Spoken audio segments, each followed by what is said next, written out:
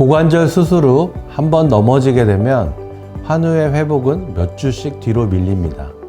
그래서 간병인은 특히 환우가 일어서는 순간, 방향을 바꾸는 순간, 화장실에 들어가는 순간에 주의를 기울여 케어해 주셔야 합니다. 안녕하세요. 케어9 자문의사 정형외과 전문의 최성욱입니다.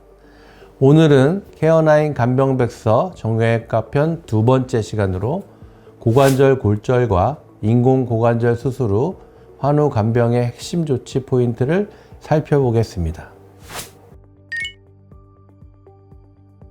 고관절은 골반과 허벅지뼈가 만나는 관절로 몸의 체중을 지탱합니다. 그래서 이 부위에 골절이 생기면 통증이 매우 크고 다리에 체중을 싣는 것 자체가 어려워져서 일상생활이 갑자기 무너지게 됩니다. 고관절 골절은 특히 연세가 많으신 환우분들이 낙상 후 많이 겪으시는데 상태에 따라 금속판 고정 또는 인공 고관절 수술을 하기도 합니다. 중요한 점은 고관절 치료는 수술 자체뿐 아니라 수술 후 회복 과정에서 안전하게 움직이는 것이 치료의 큰 부분을 차지한다는 점입니다. 수술 직후부터 통증 조절, 상처 관리, 보행 재활, 낙상 예방이 함께 필요하기 때문에 입원 치료가 필요합니다. 입원 기간은 환우의 상태에 따라 다르지만 수술 직후부터 재활이 시작되고 퇴원 이후에도 일상 복귀까지는 시간이 더 필요합니다. 고관절 환우는 회복을 위해 조금씩 움직이는 것이 중요합니다. 하지만 통증과 근력 저하 때문에 균형이 무너지는 순간이 생기기 쉽고 회복 초기에는 특정 자세에서 관절이 불안정해질 수 있습니다. 그래서 환우 곁에서 위험 순간을 먼저 잡아주고 안전하게 움직이게 돕는 간병인의 역할이 매우 중요합니다. 수술 직후에는 통증과 그로 인한 움직임 제한이 흔하고 일어나거나 방향을 바꿀 때 통증이 커질 수 있습니다. 또 마취 영향으로 기운이 없고 일어날 때 어지럽거나 다리에 힘이 풀리는 느낌이 있을 수 있습니다. 이런 변화는 시간이 지나며 회복되는 경우가 많기 때문에 환우가 수술 직후 이러한 증상을 보인다고 하더라도 간병인이 크게 당황하실 필요는 없습니다. 지난 시간에 정형외과 간병의 공통 기준으로 넘어짐, 막힘, 눌림 이 세 가지를 말씀드렸죠. 고관절 환우에게는 특히 넘어짐이 회복 전체를 흔들 수 있는 가장 중요한 변수입니다. 그래서 오늘은 고관절 환우 간병을 위한 핵심 포인트 두 가지를 집중적으로 살펴보겠습니다. 첫째는 탈구 예방, 둘째는 낙상 예방입니다. 고관절 수술 후 초기에는 인공관절과 주변 조직이 자리를 잡는 과정이라 특정 자세에서 탈구 위험이 커질 수 있습니다.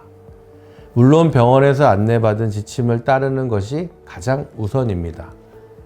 오늘은 실제 환우 간병 현장에서 자주 나오는 위험한 자세를 말씀드리겠습니다.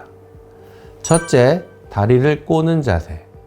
다리를 꼬면 고관절이 안쪽으로 회전하면서 인공관절이 제자리에서 빠져나올 수 있습니다. 두 번째로, 엉덩이를 90도 이상 깊게 굽히는 자세입니다.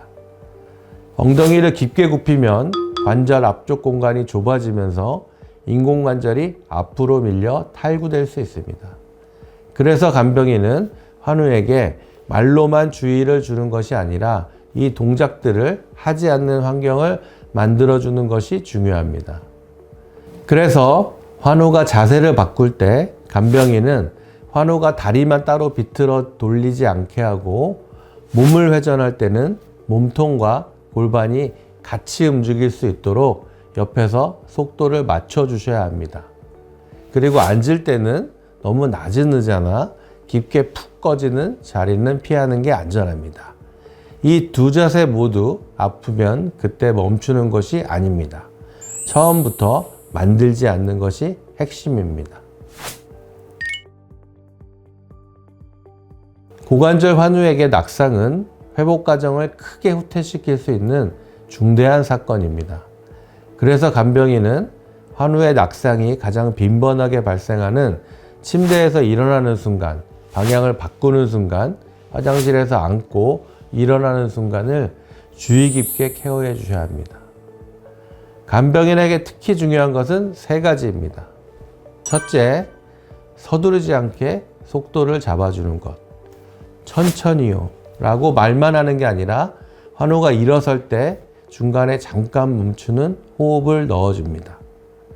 둘째, 동선을 정리하는 것. 발에 걸릴 수 있는 물건, 미끄러운 바닥, 문턱 먼저 정리하고 특히 야간에는 조명을 먼저 켠 다음 움직이게 돕습니다. 셋째, 환우가 잡을 고정된 지지점을 먼저 확보하는 것. 움직이기 전에 환우손이 난간이나 보행기 같은 안정된 지지점에 닿아 있는지를 확인하고 그 다음에 첫 발이 나가게 해주시면 됩니다. 혹시 환우가 휘청하거나 발이 꼬이거나 아차 하는 순간이 오면 이렇게 하시면 됩니다.